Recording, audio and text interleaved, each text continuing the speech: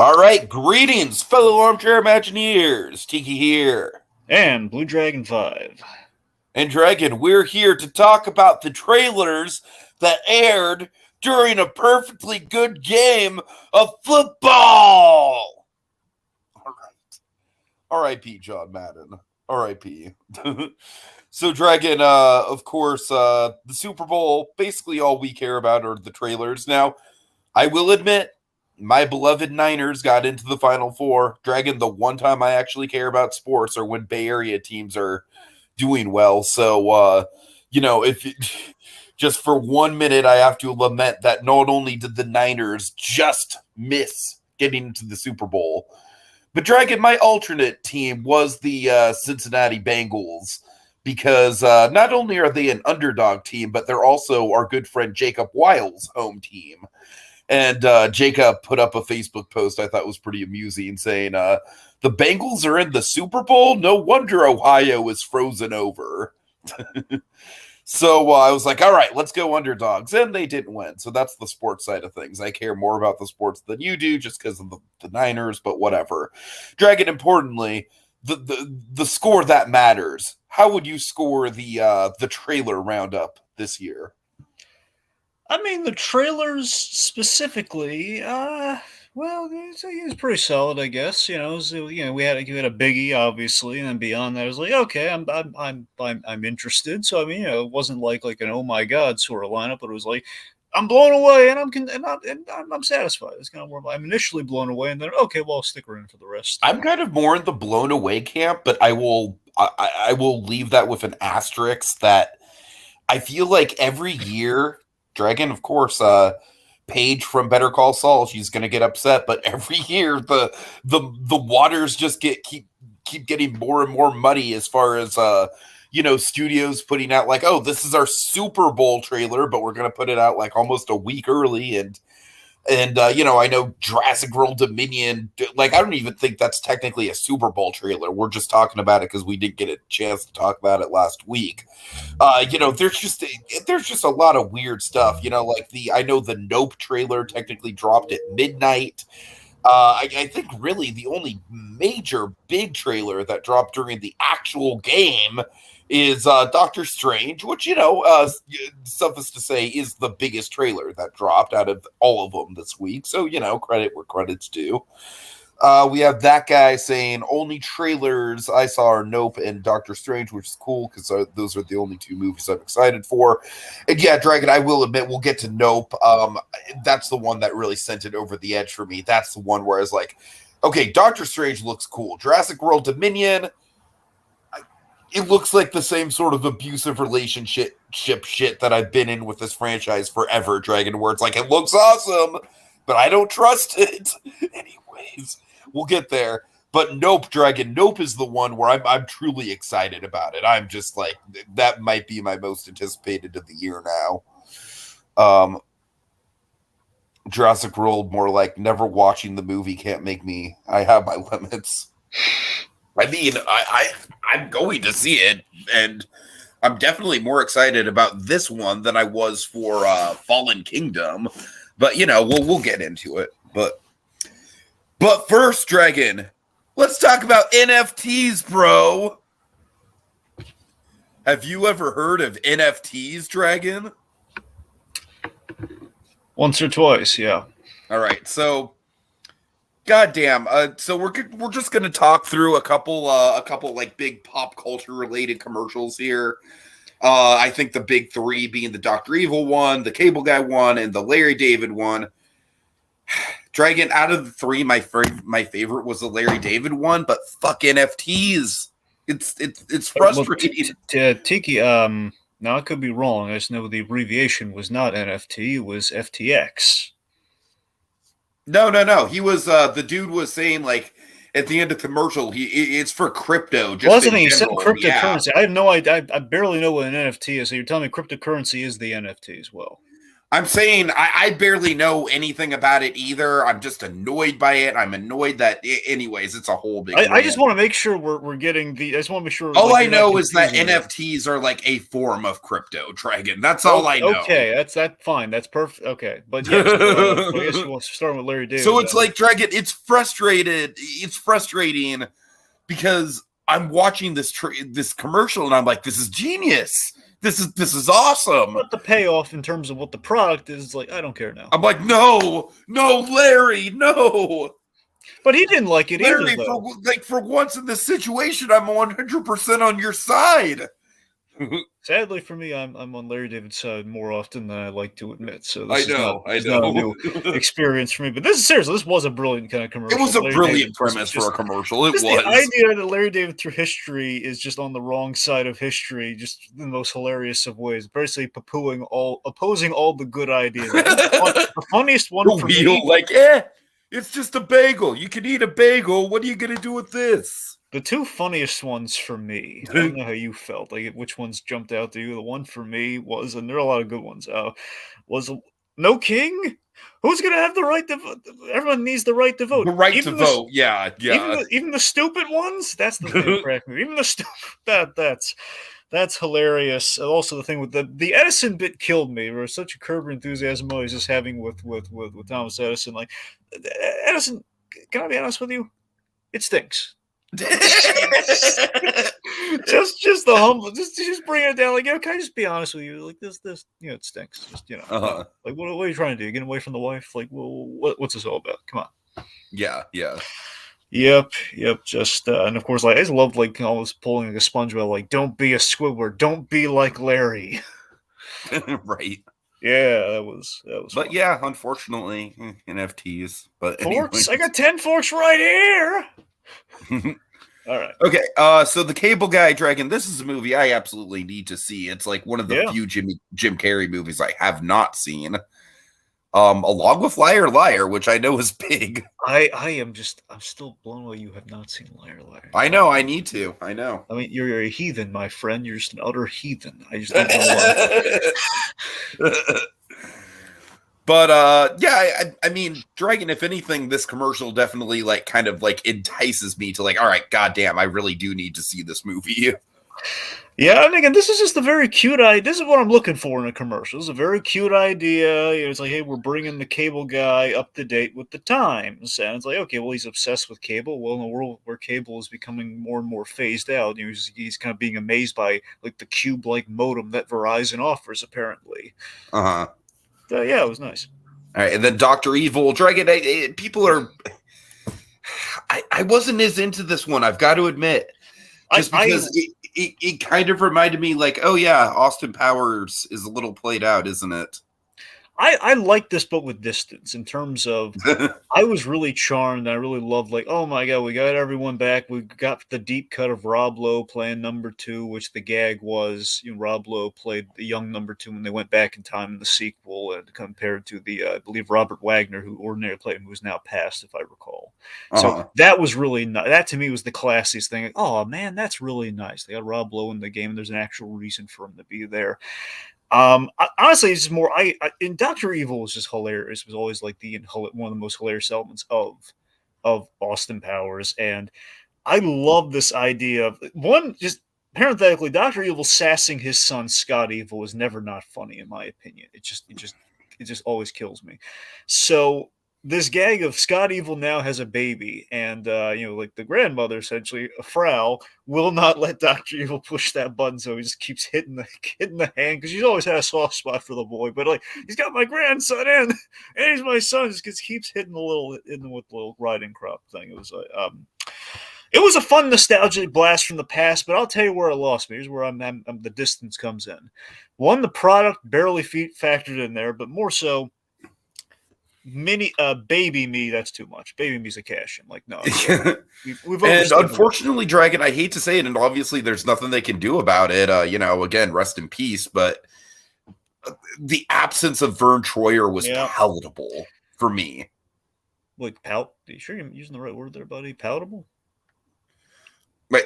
I think you mean palpable, right? You think you mean like Palpable. Yes, thank you. like Thank you. palatable is like, no, I'm fine with him not being. That's what you're basically saying when you say palpable. No, you're right. You're right. Okay, I'm sorry. I'm sorry. But Grammar. basically, it was Thank you. felt and basically putting it on Front Street like that. He's saying "baby me" is one thing with it. Baby me, yeah, that bothered me. That because it's Yeah, like obviously there's nothing you can do about Vern Troyer not being there, yeah. but at the end of the day, it's like you need to I don't know, but like be a little bit more respectful about it. They I don't really know, should have stuck this. I think everything up to that point was pretty solid. Like again, like you are a child. I'm a father now. Like that. Right, yeah. That's hysterical. And I think that's getting back to like the first Austin Powers movie, man. Like we didn't get Mini Me fever yet. Like nothing against Mini Me. Mini Me's great, but just still, Right, yeah. it was like in its essence, like man, Austin Powers still has some legs. And I'm hearing a lot of people saying, "Are we getting an Austin Powers 4 still, or whatever's going to happen?" And like then it comes, then they kind of like I'm kind of getting caught up in until, yeah, baby me, we flew too close to the sun. That's no bueno. I got to admit, I'd almost rather see a Wayne's World 3 at this point. I think that one's more likely, but I'm just because I feel like there's more you could do with it, especially with like where music has gone at this point. Is there really that much to say comparison? I think so. With Spotify being what it is, and just music itself changing, rock itself is barely relevant. I think there's a lot that could be done with it. Like it could be a podcast now. You know what I mean? Outside of Wayne's World's obsession with just like the rock and the rock gods and everything, like we're not worthy. Was their show specifically tailored to music, or did the plots just factor in the music? No, yeah, they had a public access show. Well, I know that's what I'm saying. Do you remember what the public access show was about? Was it them just talking about music? Yeah, it was them just shooting the shit about rock. Yeah. Okay, so it was specific. I just want to make sure. Okay, so Yeah. Specifically. And that guy says, "I'd rather see a cable guy too." I mean, yes and no. I loved revisiting him like this. I don't know if there's enough. The ending of the cable guy, I think, speaks volumes compared to if we came back for a sequel. Would have just been like, well, the kind of the ... of the end of the cable guy kind of says all you need to say about that story. Ooh, that intrigues me. Yeah, it's a really good the end. I really love the ending to the cable guy, man. I tell you, I like a good ending, Dragon. There are 2 moments in the cable guy. No, the whole thing is definitely worth watching. But let's just say the ending and there's kind of a, let's just call it, there's somewhat of a nightmare sequence in the film that's really memorable. So those are kind of like, anyway. Okay, so let's get off of the commercials. Let's get into the actual trailers. Jurassic World Dominion. Speaking of commercialism, so yeah, yeah, Dragon. Goddamn, I want to be excited about this so much. I think here's the weird thing. I think this is the one you actually feasibly. I think this one people should have gotten excited for, but it's kind of like the third in the line. Unfortunately, that's kind of the thing. I think the premise on this one actually is on the money, but it just feels like we've kind of. I really do love the premise. Like, I don't think I was. I don't think I'm excited about the premise as I was for the original Jurassic World, just because, as you know, that was like sheer childhood wish fulfillment. It's like, oh my god, the park is finished. But yeah, I mean, outside of that, I think this is by far the best premise we've ever had for a Jurassic sequel. Yeah. I mean, finally, we have what we've been kind of teeing up for many movies that we kind of got literally since Jurassic Park 2. That's what I'm saying. Like the last time we kind of got a sample. And then Jurassic Park 3 had that weird cliffhanger of like, ooh, the pterodactyls are flying away from the island. That's what I'm saying. That's the thing we kept building to in that original trilogy. That the second one is the closest we ever got to seeing like essentially like a third act of here's what this would look like. Yeah. And we're going full tilt with it. And again, it's kind of BS what got us to this point with that last movie in terms. Oh yeah, and I love that the little girl is such a plot point here. They're alive because I'm alive. Oh god, button. Dragon, why can't it just be that like literally we just don't care about Chris Pratt and Bryce Dallas Howard anymore, and it's just like Alan Grant is the main character? Here's the thing, I don't mind Chris Pratt and Bryce Dallas, especially Bryce Dallas. Actually, I think Bryce Dallas Howard is better off directing Star Wars shit. That is absolutely true. Seriously, wouldn't it be great to give her a movie at this point? Just a week. Oh, it's gonna happen. It's gonna happen. Yeah, not fast enough for some people's taste, but yes, we absolutely. Anyway, what are you gonna do? Movies take time to develop. No. I'm just saying, a lot of people are impatient. A lot of people are impatient for like, we want a Star Wars movie now. Well, guys, we just had one that didn't do so well. We're killing on the TV. I know, right? We got it takes time, and they're planning a bunch of shows right now because that's what works. And you know what didn't help? A lot of not just naysaying, but a lot of like, let's get rid of it all. Like that's not helpful. Like, maybe we shouldn't jump into the next Star Wars movie like just quite yet. Maybe we should, wait till the storm blows or wait till anyway. Yeah. So with Jurassic World, I think the imagery is definitely there, and I'm excited about the set pieces. The snow looks good. It's total fucking member berries. It totally is. But seeing that original crew there, man, God, it got me. Who doesn't like a little slice of memberberry pie now and again? All right? I mean, like, who doesn't? You know what got me the most, Dragon, is the fact that like when Sattler and Grant are reuniting, they are in like that set looks exactly like the archaeology tent. Yeah, thank you. Like the site that Alan Grant was first introduced in the first movie with the with the tent and everything and the dodgy equipment. Yeah, I mean, Tiki, what I've been waiting for is just to see Sam Neill back, and there's just like a magic that man has when he just pops up as this character. Is Alan Grant, the man who's been there, he's kind of seen it all, and he shows up as Ellie Sattler. It's like there's a man with just like he hasn't seen this woman in so long, it feels like, and just like Sam Neill is back in a franchise that desperately needed him to come back.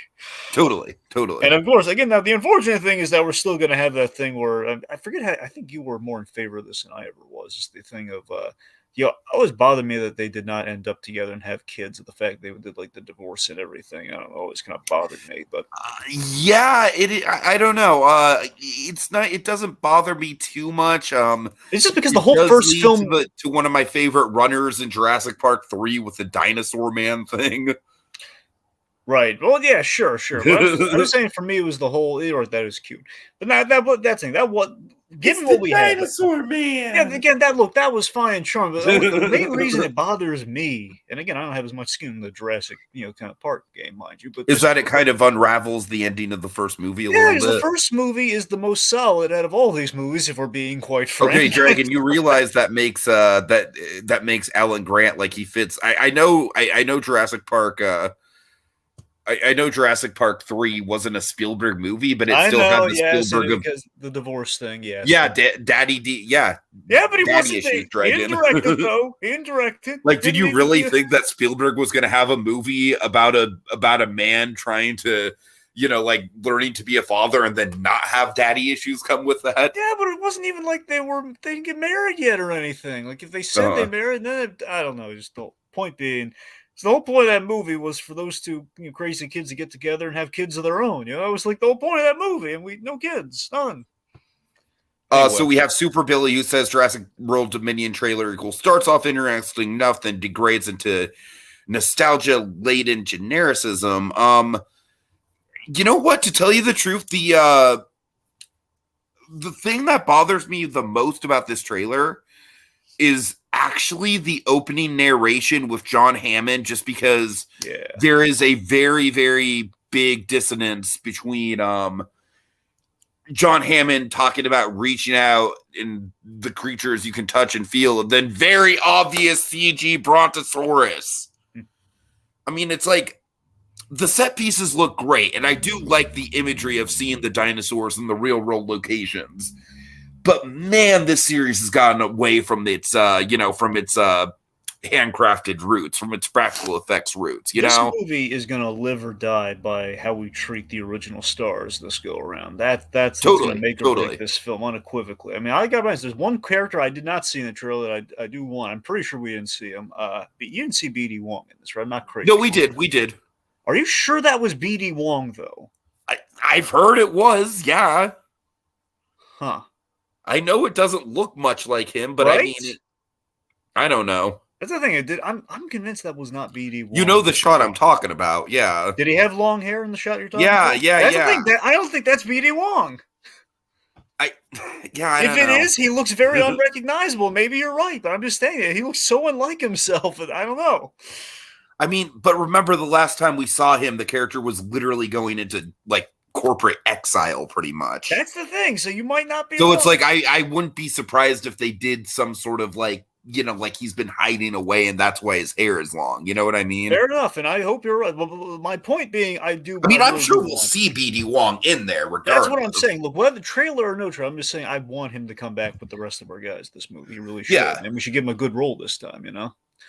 Okay, he says it is BD Wong, just with long. Yeah, hair. I'm pretty sure it's BD Wong. Okay, yeah. I like to think both of you gentlemen are right. I'm going to take your word on that. Okay, it's BD Wong. All right, regardless. But yeah, like I said, Dragon, I really just, and honestly, I think one of the good things about Fallen Kingdom, which was a very mixed bag of a movie. It's 2 movies, and they're both not the best. Yeah, but I do think it had more practical stuff going for it than Jurassic World did. And then honestly, here, I don't know, it really is a nitpick, but like the whole like things you could reach out and touch, like would it have been that hard to like actually do like a really impressive practical effect and showcase it in that moment in the trailer? Yeah, I don't know. Well, at the end of the day, for me, just honestly, was this the whole the franchise, particularly when it came back. But honestly, just with the franchise from the beginning, that I think this movie, assumedly the way they're marketing this, you can never say how true it's going to be. Like they're kind of teaming up, like the last in the in the trilogy, the last in the franchise. And it's the last Jurassic World movie. I don't believe for a second that it's the last Jurassic movie, period. That's what I'm saying. So it feels like, okay, fine, it's the last World movie, but it probably should. There's a ton of directions they could go with it. I mean, they could do a prequel, they could do a reboot, But you see what I mean, though, where again, it's seeming like this is going to be the end of it all, but in reality, it's going to be the end of the world, and we're just going to have another Jurassic prefix, or also, I want to say, I mean, the man hasn't aged since the 90s. He's easily recognizable, long hair or not, in my opinion. Yeah, okay, that's all right. Yeah, that is very true. That he is a very set in stone kind of face for sure. Yeah, BD Wong, he's aged tremendously. Let's see. That guy says the last in the franchise. Yeah, okay, that's cute. Exactly. So here's what I'm saying. But one thing I will say about Jurassic World, as opposed to Jurassic Park as a franchise. Now, Jurassic Park, obviously, like it has Jurassic Park River Adventure, which is like an iconic, one of the best theme park rides ever. That Spielberg can't fully ride. Yes. God. But Jurassic World has been killing it on the theme park front. Between the Jurassic World version of the ride at Hollywood with the freaking terrifying Indominus Rex that I'm legitimately intimidated to experience in person. And then also you have the ride in Shanghai, which by all means looks to be like one of the best dark rides on the planet with how much like practical effects there are there. So it's kind of ironic that I feel like the Jurassic World films very much got away from the practical effects, but in a way, they also kind of like ushered in a new renaissance of like practical effects and animatronics for Universal parks. So it's kind of funny how the franchise kind of like has a full circle nature that way. Anyways. Well, my point was Jurassic Park, just going back to the first film, basically each movie kind of degrades to a degree, is that the premise just loses steam and credibility, even in the first movie to a smaller degree because the movie was so good, just kind of making you say, hey, it's a miracle exception, but you buy it. The whole, again, kind of a very flawed premise. And okay, a theme park for dinosaurs in which we went the extra mile. We made T-Rexes, which is a terrible idea. We don't want to. Right. So it's always going to be like there's always kind of a bit of there's like let me go this way. Sorry, there was like a light fault line in the original, and that fault line just kind of cracks and cracks further as it goes on to this point where we're having a dilemma. Okay, well, we have dinosaurs in our world. That is a great premise, but when you overthink it, and this is what I'm kind of worried about with the movie, that the last movie just kind of completely failed at in terms of like logic to a film. If you really evaluate any of Fallen Kingdom with any logic, it's gonna crumple like tissue paper in the rain, unfortunately. But with Dominion, it just seems to be okay. Well, it's finally here. We have dinosaurs in our world. Do we embrace them or not? And again, it's just going to be. I think the solution is going to be, well, we're going to have to kill them. Obviously, so it's either we're going to die or either we kill them or they're going to kill us. Ultimately, with these giant man-eating dinosaurs. I mean, it's not really much of like kind of a philosophical. I don't know. Question. I'm honestly thinking it's going to be more of a Planet of the Apes scenario. That's what I'm saying. That's survival. The only way. That's the only way they can really go with it, right? That like I don't think there's much hope to kill them at this point because it's so widespread. So that's the only real stake they have in this story of like, well, I mean, how doomed are we right now? I mean, that's really what it is. It's like, man, we really went a long way from the theme park with dinosaurs in it, didn't we? Oh, and of course, we got to acknowledge they're finally being feathered raptors. Yeah. Oh, yeah. Mutali is on here. Hey, Mutali, happy to have you. It says Planet of the Apes, indeed. Yeah, that's what I'm getting from this trailer. I'm getting a real Planet of the Apes vibe. Which, again, could be good. Just I hope they stick the landing on it with that. But again, I wouldn't bet all of King Midas Silver on them sticking the landing. I'll say that much. That guy says, I'm still waiting for Shrek 5. My ogre needs more chapters. Which, I mean, I don't know how far in development they are. And wouldn't it be really insulting, Tiki, if the Shrek 40 ride is going, but with the promise that eventually when the new Illumination Shrek comes out, they're just going to make that ride all over again, but the Illumination Shrek. Oh, God. I forgot that the Illumination thing was happening. Jesus. Well, I mean, it's in the works, but it's no idea like how much, if it's still like, I don't know. The pandemic I've joked about this before. I'm sure I've referenced it, but I've always thought that a great title for Shrek 5 would be Shrek Pleads the Fifth. God. And of course, this for sure could be a reboot, by the way, just in case anyone's wondering. Yeah, I know, but still. They never did do a Shrek 4. Here's what Shrek 5 should be with that title. Shrek Pleads the Fifth. It's basically, the real Shrek is on trial for the actions of the rebooted kind of Illumination Shrek. He's just kind of like, I plead the fifth. That sounds like a Lord and Miller concept right there. Wasn't my doing, and Donkey's just basically just not. Of course, he'd be the last person to take the fifth, so he's just going to gab and again be our framing device. Like, and it's going to be like the Shrek multiverse. So we're going to have like the Xbox Shrek. We're going to have the Shrek is Love, Shrek is Life Shrek. We're going to have Shrek the musical Shrek. Let's not get meme crazy with that. Come on. I don't know. A Shrek meme movie could be fun in its own right. Yeah, but not. So I'm just saying, going theatrical. Dragon, I'm saying if the Lego movie taught us anything, is that everything's possible with the right writing. If they ever made that, made that. So you want me to imagine more like a zombie outbreak horror movie with dinosaurs instead of zombies? Yeah, for sure. We're supposed to be getting a sequel to War of the Planet of the Apes in a few years. Are we? Well, yeah. I mean, that was the plan. I forget if they said they're going to do like another 3 movies, but there was like another. I mean, I assume the Batman is probably one of the big reasons why that's not. I wonder if Reeves is still going to be attached to that or not, though. I would hope he would be. Yeah, if he's not, it's going to be, well, it could possibly be like a downgrade in quality because he did a great job with the 2 movies he directed of those 3. Unless they get like a Fincher or something. I mean, do you think Fincher really has interest in apes, though? I'm saying his style could work for that franchise. You gotta remember, Tiki, this is going to be this is going to be like, you're not just like a prequel to Planet of the Apes, you're going to be remaking No, I know. Apes, essentially, that's going to be what filmmaker wants to take that on? Anyways, that guy says, I'm sure there's a lot of filmmakers that probably would like to take on something. I don't know. Don't you think it'd be a little intimidating? That's one of the biggies, Tiki. Denis Villeneuve, motherfucker. Oh, God, not again. I'm sorry.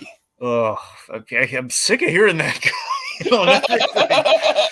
I'm gonna do Guillermo del Toro, Dragon. No, but Del Toro made me really excited. Del Toro would be excellent with that, though. Oh, he would be. He would be. But you know what? Imagine this. Imagine this would be like this. Imagine. Oh no! Butelli says apparently the guy who did the Maze Runner films is doing the sequel to War. Oh no! That sounds so mediocre. But let me imagine this. Now, clearly, Butelli's going to clip their wings on this right now. But just imagine this. Oh God. If this filmmaker really wants to revolutionize things yet again, he took on one iconic character and made him sing. Imagine if he took on the iconic film but brought his usual kind of barometer of class to it. Nolan. What if Nolan directed the new Planet of the Apes trilogy? That it readapts it. You know what I mean? Like the reboots. All practical effects. Yes, that's what I'm saying. He brought back the makeup and everything. Oh man. It's never gonna happen. I know it's never gonna happen. Can you imagine it though? Imagine like the Nolanized version of Planet of the Apes, because he made a movie about a Batman. He made it wonderful. Anyway, Make the ape into a detective hunting down a serial killer. Fincher might Fincher be might. Well, that's the thing. That other, it's the only way I think we can get Fincher on that sort of thing. But I don't think it'll necessarily serve like Cornelius at all. All right. Anyways, All I right. think we're pretty much Yeah. done with the Jurassic World Yeah. stuff, right? Yeah. Let's move on. Yeah. All right. This is my highlight. Nope. I mean, like, I'm not. I'm gonna keep this at arm's length a little bit, just because, Us. I also just fucking loved the trailers. I watched the trailers over and over again, and that movie still ended up kind of disappointing me. But yeah, this is a fantastic trailer for me. It is a good trailer. I think I kind of lived up to what I think the poster was setting up. It is definitely an alien movie. I mean, I love the setup with with the ranch and the actual film history behind it. Dragon, I love the visual use of the wacky worm waving and flailing inflatable tube man, whatever. I love the visual use of them. I think it's such a cool kind of symbol. Yeah, it is. It is great. I love that horse film fact at the top. The whole one of the first reels of footage ever was like a black jockey on a horse like that, in the old zoetrope thing. That's great. That's wonderful. I am very excited about Nolan's Oppenheimer film, Mutali. Very I excited. I am too very excited for that. They keep announcing great people in that movie. I mean, Downey Jr. I think it's official. We're getting Downey Jr. in that movie as well. Yeah. My favorite shot in the movie, or I'm sorry, in the trailer, is just that it's a very simple shot, but it's where we're just out in that field and the lights go out in the house and we get that long wide shot and then the credits just slowly roll down from director Jordan Peele. I'm like, oh, sold, fucking sold. Yeah, I don't know. There's just something about the mood there.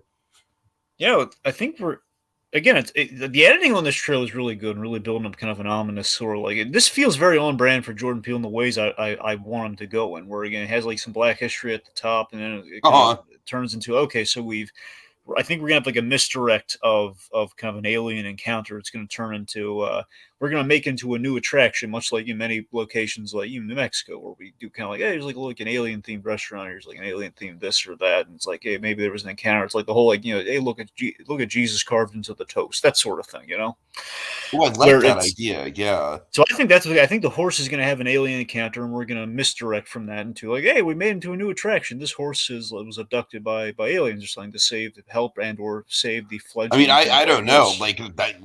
That's kind of a bold prediction. I'd like it if it was something like that. I don't want it to just be like a disaster movie type of feeling where people are just running around trying not to get killed. You know what I mean? That's what I'm saying. It doesn't really. It seems small scale enough that's not going to be that. It really feels like the most people we're going to bring would be to an attraction, and then they'll turn to a horror show when the aliens show up. And the creepiest shot for me, the baby fist bump with the alien. Yeah, I love that we're seeing barely nothing of the alien. I hope the advertising keeps it that way. Because honestly, like what it reminds me of is Signs. Yeah, definitely. There's definitely a Signs. I mean, heck, even the aliens. I mean, you correct me if I'm wrong. Did the plushies of the aliens look a little bit like the aliens from Signs? Am I wrong with that? Did we ever see the aliens from Signs, or was it all like in the reflection? Oh yeah, we saw the aliens from Signs. Right. So that's what I'm saying. Oh, Did yeah. they look about what they looked like? You think? I don't know. All right. I'd have to go back and look at the plushies again to tell you the truth. Right. Well, I mean, they basically look like the Cantina band from Star Wars. It's kind of like black kind of outfit, but like kind of a exposed white alien. A little bit. I don't know. All right. So let's see. Super Billy says, "Loved Get Out. Still haven't seen Us. Really excited for this. Hope for the best." Yeah, Us has a lot of really good elements in it. I love the cinematography. I think Lupita Nyong'o's performance is great. I think Winston Duke is great. I just unfortunately think that the plot of that movie kind of got a little bit too big for its britches. Yep. Well, it's kind of funny because it's like I feel like the plot for that movie is like it's both like a little too ambitious with the twist, which is just kind of like a big suspension of disbelief, and then also like at the end of the day, it's really kind of just like a basic home invasion movie too. So it's like I don't know, it's very mixed in that regard. Anyways, That guy says, I think the big twist of Nope is that it's secretly set in the Jurassic World universe. That guy gives me an idea with his next comment, where he says, "Oh, it reminds you of signs. Few our heroes are safe. Just give them wood and water." Um, wouldn't this be crazy as all get out if what if we had like a what if Jordan Peele pulled his own Shyamalan to out Shyamalan, in which he basically how Split was kind of secretly a sequel to another Uh-huh. Shyamalan film. What if, like, basically you get to the end of Nope and you kind of realize, oh my god, those are the signs aliens. He remade Signs under Oh, God. Shyamalan's nose. This is Jordan Peele's remake of Jesus. Signs. All right. That'd be kind of stupid, but Yeah, I was doing yeah. all right. Okay. Yeah, I know this isn't really your thing, so anything else? Nope. I mean, nope. To tell you the truth, what I love about this trailer kind of is that it's so vague, honestly. Yeah, no, that's what I'm saying. It's a very well made trailer. I mean, in terms of, again, like, it's so when we do the Super Bowl things, we really have to evaluate how is it as a marketing tool, and which is this is building intrigue. I think Uh-huh. so far I'm liking the campaign for Nope. But I noticed I think we've all noticed a bit of a pattern with Jordan Peele's films in terms of the titleage of these films. They're very vague, very I Get honestly Out, hope he keeps it up for his whole career, and I think he Us, can. Nope. Just like I of love it. course. I'm honestly down with it. I think it fits into his style and his identity as a filmmaker. It's very much more the scary version of what Pixar was thinking with Up. Or like, let's go for the one word title, Right, Up. right. Or And like of course, Frozen or Tangled. he's like, well, yeah, yeah, exactly, yeah. All right. Okay. The Adam Project. I hadn't even heard of this until the trailer dropped. Yeah, you know me, I'm always in the bag for some Ryan Reynolds, and this has the Free Guy team on it, I believe. Cool premise. Uh, it Ryan Reynolds teaming up with his younger self, and by the way, perfect casting on that kid. I absolutely believe that is a young Ryan Reynolds. Uh-huh. Yeah, I mean, well, yeah. How do you feel about it? It's coming to Netflix next month. You interested? Yeah, I'm definitely interested. I think it's a good get for Netflix after Free Guy was such a fan favorite. Yeah, yeah. I mean, I think Sean Levy has a good relationship with Netflix based on his affiliation with Stranger Things. I think that probably kind of secured that. And yeah, I mean, I think it could definitely be a good time. And you know me, Dragon. I wasn't like over the moon about Free Guy. I would give it a 7 out of 10. But you know, and that's kind of how I'm expecting this to be as well. But I do like that Sean Levy, even though I'm not crazy about Free Guy, what I like about Sean Levy's approach right now with filmmaking is I like that he's one of the very few filmmakers making comedies that are actually high concept and original. Yeah, I mean, honestly, I'm getting. I don't know. I think there's like Ryan Reynolds is bringing kind of that swagger and that kind of natural kind of comedy that he just kind of exudes. But I like that this is not full on comedy. It seems to be okay. It's Netflix has always done really good with their time travel premises. You know, they have a good track record. Of course, I keep telling you about the show Travelers, which is an amazing time travel show. So I think that's kind of a good omen already. And that Netflix they time travel fairly well. Uh-huh. So I think there's a lot in this movie's favor. Plus, I mean, the cast alone. I mean, like, outside of Reynolds, you got Mark Ruffalo playing his father. Yeah, that's not bad. Yeah, yeah. Okay. All right. Okay, next up we have Moon Knight, which I honestly don't have a ton to say about this at all. Well, it's only Just 30 much, seconds, so there's only so much we can really I mean, say. like, did we even get much new footage in this? Well, that's the thing. I Honestly, figured we only talked about the new footage, in which it's a little. We get a little more Moon Knight action. Big thing. I'm kind of psyched about when he jumped. Diggy, get this. When he jumped, his cape looked like a moon. No, seriously, I'm kind of playing up a little bit. Seriously, that's really cool when he jumps in the silhouette and everything. It's like now when he lands doing like the Batman glide, it's shaped like a moon.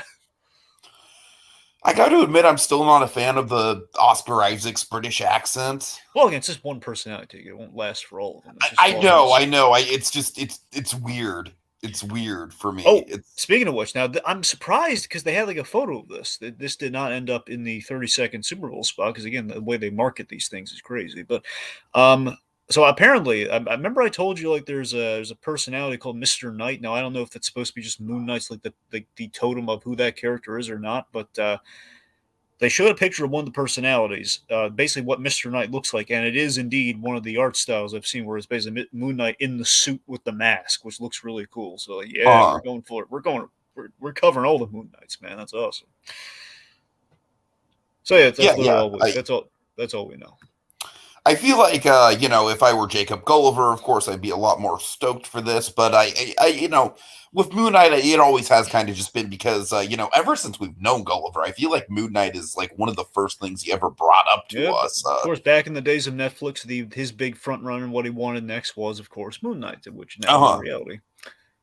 So I feel like Moon Knight's more of kind of like a vicarious sort of excitement.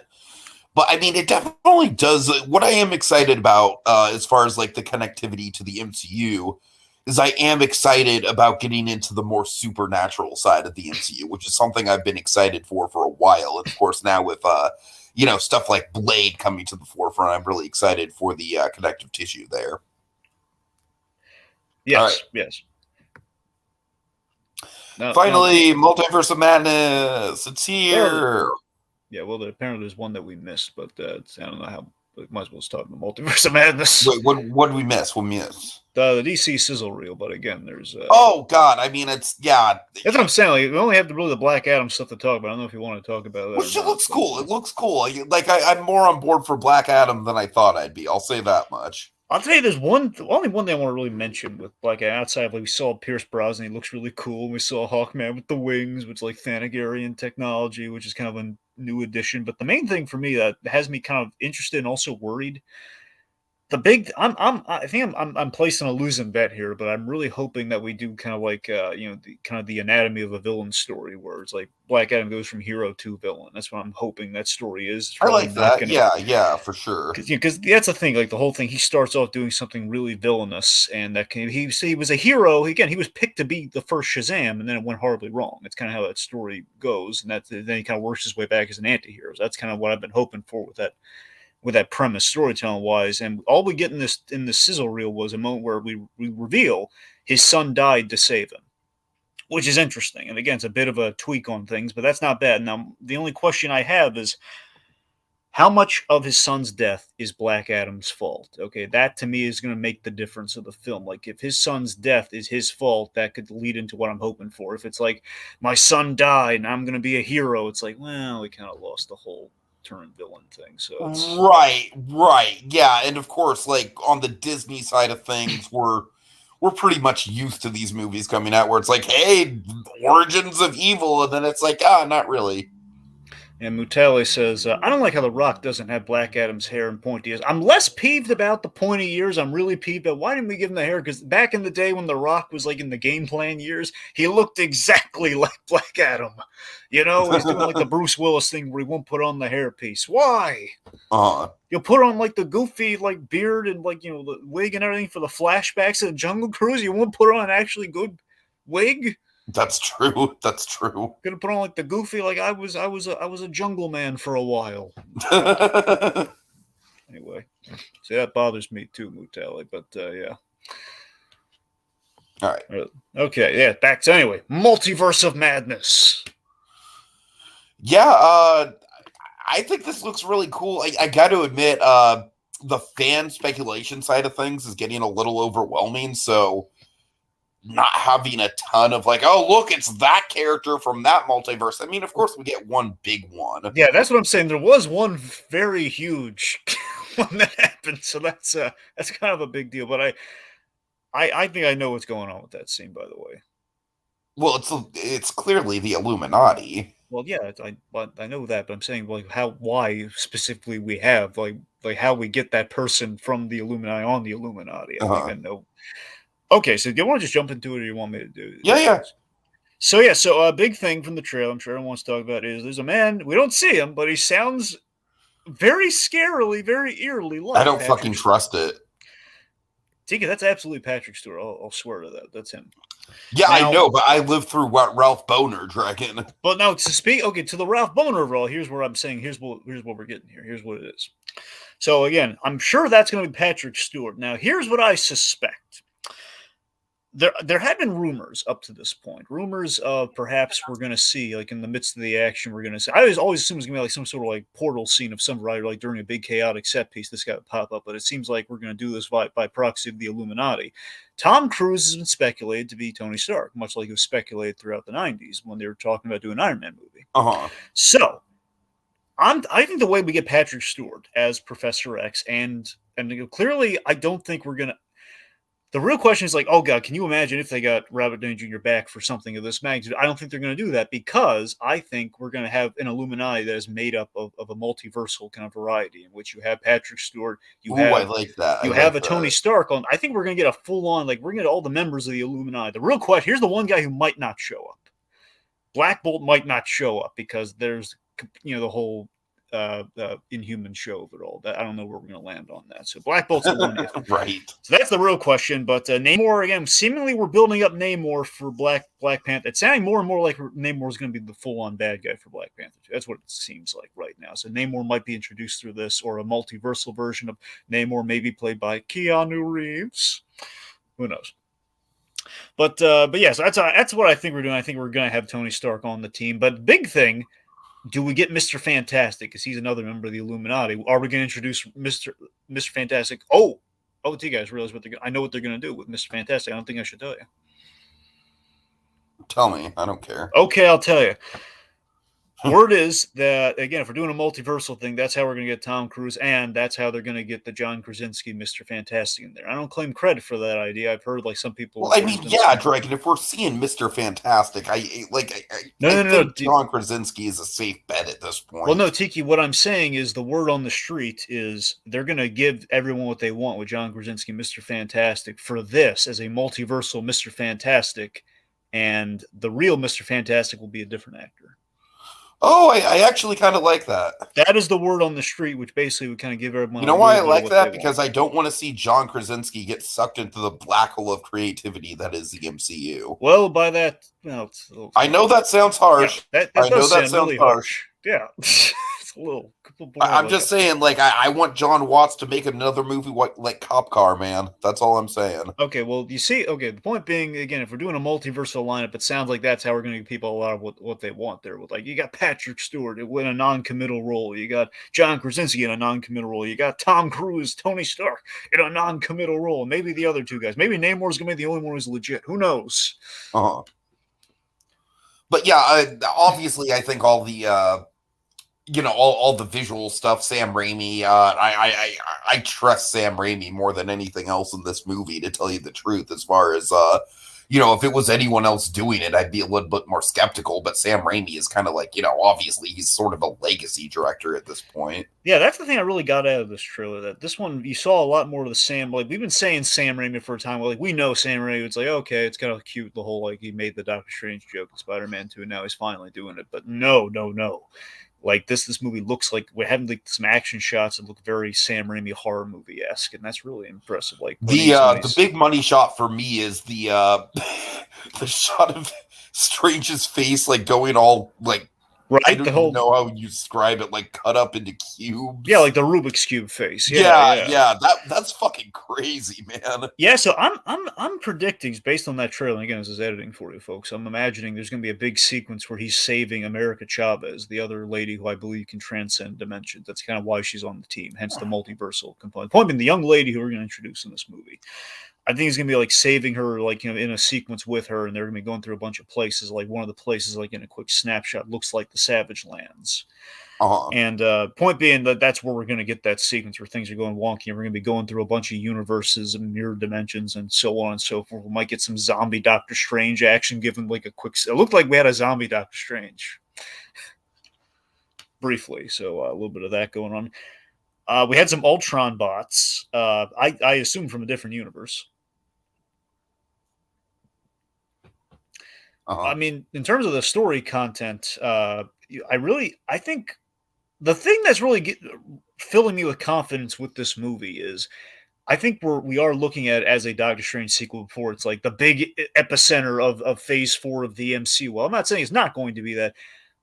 The trailers so far have been giving me story that tracks with where Doctor Strange's character is going, with like Morta being our big build-up villain, perhaps for a third film based on this trailer, where it seems like he's in an antagonistic role, but he is not the full-on bad guy yet, where he says, sorry, Strange, but the bills come due, essentially. Now, But do we know if this movie has like a build villain? well, what do you mean by build villain? Do you mean like Well, what I do you mean like? like an official like main antagonist. Well, it looks like Shuma Gorath because we see like a big monster that looks like Shuma Gorath, who's like a big deal with Doctor Strange. Like remember the big tentacle monster we keep seeing Yeah, I pop up know, in but What like If? I assume that would be like an action set piece, not necessarily a villain. Well, that's the thing. I mean, you have to ask Gulliver like how big a deal Shuma Gorath is as a villain. I don't know if Shuma I Gorath is mean, like top Wanda tier. could be the villain for all we know. So speaking of that, glad you brought that up. So, do you think our Wanda is going bad, or do you think it's a different Scarlet Witch that's been unleashed within the chaos? Because remember, we've redesigned her costume again, so it's not that's not a guarantee that is the same Scarlet I Witch. She has think it's a sleeves. possibility that we have both our Wanda and a multiverse Wanda who is going bad. Uh-huh. Yeah, that's the thing. And then we have a zombie one, I think, for a brief spell. So there could I be multiple and Scarlet Zombie Witches. Scarlet Witch is one of my favorite elements of that Marvel Zombies episode. It was horrifying, so I do hope to see that. So that's the thing, it's just the fact she has sleeves, and we see a bunch of shots where Wanda is kind of conferring with herself, and yeah, it is unclear. It's unclear, and I love the line. She had a great villain line where she says, "So you break the rules and you're a hero. I do it, and I'm the enemy. That's not Uh, fair. Like that's so great." Dragon, I just hope they don't get too political with that stuff. Well, no, it's not political. It's the fact that she's more powerful than Doctor Strange. You know Yeah, that. That's I'm the saying point. it could easily turn political. Yeah. I mean, I don't know. I just don't want the movie to be like uh like Wanda and America Chavez just constantly like kind of slapping Strange on the wrist. That's not what I want this movie to be. Does Well, that make here's the sense? interest. Yeah, it does make sense. And here's the interesting thing with the movie is, and again, what I'm hoping for in terms of like, I think if they're looking at this as a trilogy in which the second chapter is the darker kind of Empire Strikes Back chapter, we painted Doctor Strange into a corner where he's got to get punished for what he did. And I don't think so long as he doesn't end this movie with a slap on the wrist, I think we should be able to You avoid know that. the type of politics I'm alluding to, right? Like the Ghostbusters 2016 type of Well, that's politics. what I'm saying. I think so long as he isn't like lauded for like, I mean, Tiki so far like with WandaVision, they left out the Doctor Strange scene again for kind of silly reasons, but reasons that are concurrent with Well, what you're that's what saying I'm right now. saying. That I'm glad So you bring that's that up. I'm glad you yeah. bring that up because like I don't think that was like a very like I don't really I never really agreed with that on an ideological on on like a political level of like like Strange can't mansplain this to one. I'm like, what the Yeah. fuck are you talking about? It's like like Wanda probably needs someone like the whole point of the show is that she's out of control with her powers and like it has nothing to do with sexism. So basically, what So I that liked. gives me pause, Dragon. That gives me pause. Now, look, perhaps I'm looking at this glass half empty, but I'd like to think because they've been so mindful of stuff like that, again, maybe overly mindful, but been mindful of that, they're not going to clunkily turn it into something like what you're fearing. I'd like to think they're good. If so long as Doctor Strange does not get off scot free, it's not going to be like a whole like, okay, we're that sort of thing. Like, again, if he ends up the hero, it's going to fit into exactly what she's saying, and then there's a message there, and then it's going to get a little old. So I think so long as he doesn't walk away from this, Doctor Strange has to get punished in some way in this movie at the end because he has broken the rules. Mordo is technically right, but we don't want to see him get punished too much, but still, like, bad stuff's coming. I don't think Doctor Strange is going to save the day at the end of this movie. I really don't. And again, I think the result of that is going to be like a crazy, like we have I mutants mean, and if part twos of Fantastic Four. trilogies are ever any indication. Exactly. And I'm thinking Mordo will be our. I think he and Mordo are going to have a big story here. It's going to end with Mordo being the really big bad next movie. Again, that's just me playing an old record there. But also, Gulliver, I'm sure, is really excited about this. Doctor Strange's apprentice character was briefly seen in this. Rintar, the green bullvine looking character, is like this green CGI bullvine kind of guy. Oh yeah, for sure, for So sure. that's Doctor Strange's kind of minotaur looking apprentice, like the sorcerer's apprentice. Get it? Uh huh. Yeah. So All right, that's cool. That's cool. Yeah. That's kind of, I guess, a deep cutter for the Doctor Strange fans. Yeah, Tiki, what do we got in the comments here, man? Do we have anything that's gonna kind of pertain to us here? Yeah, Super Billy agrees with me. They're saying Feige stated views on these matters, so it's reasonable to be worried. I hope Strange actually rebuttals Wanda's comment about the fairness of that, at least. So people, I'm glad you guys are on my side about that, because I don't want to come off as like, put women in their place. You know what I mean? Obviously, I don't feel that way, but anyways, I feel like I kind of have like a middle ground as far as like political opinions go, as far as like the this sort of stuff, but I don't want to get too deep into that. Let's see. I'm curious what Derrickson's Doctor Strange movie was, because it seems like this was what it was going to be. Well, remember, Derrickson, he was really gun-ho. It's not like he didn't want to do Doctor Strange 2. He was like, literally, his house burned down amidst the fires, and like the one item he saved was the prop of the Eye of Agamotto. It's like that man cares about this role. It's like about his role in those films, making them, and it's and again, they kept teeing up as a horror film, so the horror element is definitely coming from him, and they were looking towards another horror director with Sam Raimi, I assume, to some degree. So that was they were definitely, Derrickson's model has to be there. Yeah. Super Billy says, I think visually it's definitely there, even if Sam Raimi has a visual style of his own that's showing. That's what I'm saying. Like that cross patching thing. I mean, I think the tone's coming from Raimi, but that visual is a Scott Derrickson visual. Yeah. That Super Billy says, regardless of whether there's a political angle to it, while I like Wanda's line, it's both hypocritical and a false equivalence. Yeah, I'm glad you guys are agreeing. All right. She did hold a whole town hostage, and again, it does beg That's what I'm saying, man. It does beg the question: is that our Wanda? Is that a multiverse of Dragon? Hold on. I'm sorry. Let me think of the line. If you won't let us go, just let us die. Yeah, pretty dark. So, it's funny. I rewatched WandaVision today, actually, for the day. Anyway, but yeah, it's sort of. I think if it is indeed, perhaps imagine that is a Scarlet Witch that did not have like the kind of the somber ending of WandaVision, but instead of like, I'm gonna go the full villain, I'm gonna increase the I'm gonna go global with the hex. I'm just gonna turn global with my hex. Oh, there's a Peter Parker joke, Tiki. That guy made. Hold on. Oh, okay. Hold on. That guy. Let me dig for it. We got a lot of comments coming in. There's been some Eternals discourse. Let's see. Oh, I see it. 11. Well, my time 11:56. 11:56. Okay. So anything to me is the idea that Peter Parker is just in New York thinking, oh, I did all that, and Strange messed up the multiverse anyways. Yeah. I can see that. Yeah. Like, shit, I guess I didn't really have to give up my whole, the world knowing who I am thing. God damn it, Strange. Now, to be fair, some of that we've been a little vague about. I'm sorry, let me restart. It seems to be an accumulation effect to me, where Doctor Strange, you already kind of bent the rules with Endgame, and then you have the big thing with Spider-Man, which I think is the main cause of it. Then the thing we're not talking about, Loki. So Loki, I'm surprised there was no Loki in this trailer, to be honest with you. I mean, Loki has to at least. There's the slimmest chance, in my opinion, that Loki won't show, because it feels like we kind of have to have him show up in this story, given how pivotal his season was. I thought it was already confirmed that he was going to show up. I mean, that's what I heard. I'm just saying that I don't know how big a role it's going to be. I'd like to think it's going to be a main role. I don't know if they've double backed on that or not. It's a question of you would assume, and logically it makes sense to bring Loki into this story. It's just the only thing that throws me off of that is how Loki season 2 is going to factor into things in terms of when it's going to air. And that's another reason why I wasn't crazy about that damn cliffhanger, man. Yeah. Anyway. Yeah, so that's the thing. So Loki indeed has been confirmed. But that's the thing. He's saying probably a cameo at best. So that's the question. Where you think it's gonna be like a Loki sort of like, haha, sorry guys, caused a little bit of a problem there, but good luck, you got this covered. See you then. Bye.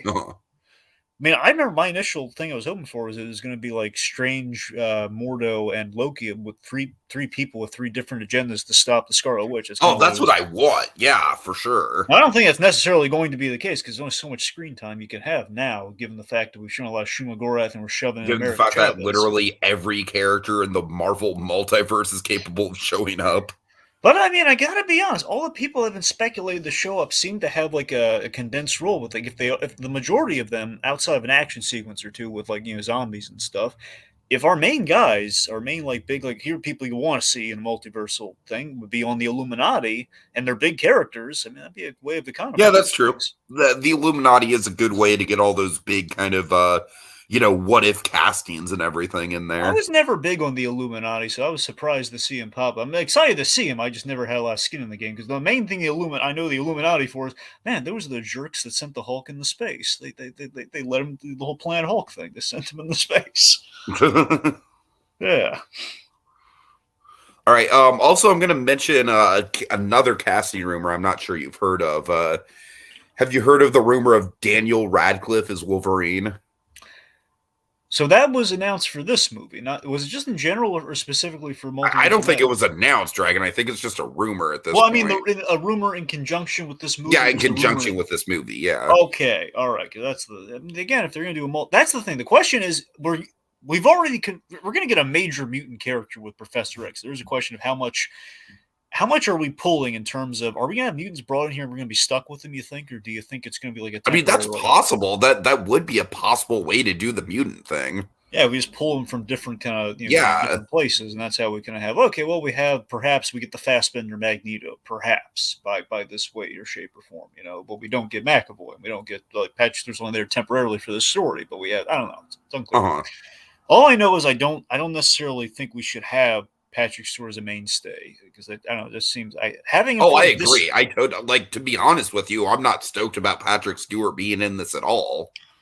I mean, honestly, the big thing Just is because I think Logan was such a perfect place to end his reign as Professor X. You know what I mean? yeah. I mean, that said, I mean, I know Hugh Jackman. Obviously, he's hung up the claws and all that sort of stuff. I mean, the only two times I'd ever want to see Hugh Jackman come back, and the only two instances that we really could have something to say with him and that would necessitate him coming back would be put him in the yellow suit and have him fight the Hulk. Kind of homaging the first appearance of the creation of Wolverine. If we did that for like a one and done movie somehow, that's how we do it. It's not a Hulk movie; it's a Hulk versus Wolverine movie or something like that. Or most easily put him in Deadpool. Put him in Deadpool 3 in some way, shape, or form. Yeah. But in the suit. Okay, I got to be honest with you though. I love the idea of Daniel Radcliffe as Wolverine. I really do. Why is that? Do you really think you could see him as Wolverine? Isn't he a little First of all, he's super short. Yeah. And that's one thing. Yes, I could see him as Wolverine just because I feel like as an actor, he has an unhinged quality to him. And I think that he would be an unassuming, like when you first cast him, it's like, really, Harry Potter is Wolverine? But I could totally see him slipping into the role. I could totally see him like making it his own. Outside of that infamous horseplay, I don't mean like just having fun and being old Joe. I mean that play with the horse that sounds horrifying to me. Outside of that, have you ever seen Radcliffe with his shirt off? Like, do you think he'd get in shape? Do you think? Yeah, I mean, I've definitely seen him in a few things. Let me look up his IMDb just because I'm actually like a pretty big fan of his as far as the roles go. I just need to remember what he's actually been in. I don't know if I don't know if I want Radcliffe to go through the whole like chemical injection, like an unofficial super soldier thing all the MCU stars have to go through. Like, okay, we're going to put you on a regiment in quotes, which I mean, honestly, the way they said, at least the way Momoa honestly has kind of framed it with the industry is like, yeah, they give us kind of an illegal compound of some variety to basically beef us up in record time. Yeah. God damn it! Of course, is Wikipedia. Hate Wikipedia. Well, do you remember anything like it? Do you remember him? Like, do you think he could bulk up? Yeah, I think he could do it. Yeah. Okay. All right. Mutai says he's too baby faced to be Wolverine. I mean, I could see him with scruff and everything. Swiss Army Man. Swiss Army Man is the big one. Okay, well, there you go. Anyways, again, everyone's been. I kept hearing people throw Cavill's name around for Wolverine, which easily I could buy because he's. But I could see it. I could see it. Yeah. Forget how tall Cavill is. That's the thing. I think that if we want to do Wolverine again, we want to do him differently. Ideally, it would be a shorter guy because we've already done kind of a tall Wolverine. That was perfectly fine, but it was just like, But that's honestly like my main sell for Radcliffe, to tell you the truth. That's what I'm saying. Like if we did like a kind of a slightly shorter kind of guy, yeah. Oh yeah. Though the Mutali, that's the one I was thinking. So Cavill's been really thrown around for Captain Britain or Hercules. Both of roles he'd be perfect for. Hercules especially. He looks exactly like Hercules. That's the thing. If, they had the By the way, apparently Captain Carter's shield is on the Multiverse of Madness poster. Get out of here. Really? Apparently somewhere, yes. Well, it has been speculated. I think a lot of people are thinking perhaps for Secret Wars, but again, that has not been officially announced. But yeah, she could very easily pop up in this as part of the multiverse, which we've established in What If, so it was entirely possible. Right. Yeah. Oh yeah, I remember one of the other guys being thrown in was Tom Hardy, because but again, he's already, as Super really puts, he's already playing Venom in those awful solo films, so that is kind of a detriment to that idea. But again, multiverse, so Mm-hmm. I mean the DC, the DCW, if you will, the Arrowverse, whatever you want to call it, they had the thing where they had like the same actors, like Brandon Routh was cast as the Atom and as like the Kingdom Come Superman, so it's not out of the realm of possibility, just not as great. All right, Dragon, I'm going to do a screen share here. Hold on. Okay, well, all right. Uno momento.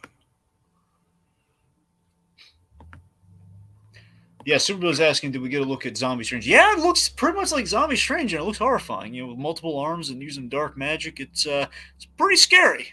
Pretty scary. Okay, hold on. Coming right up.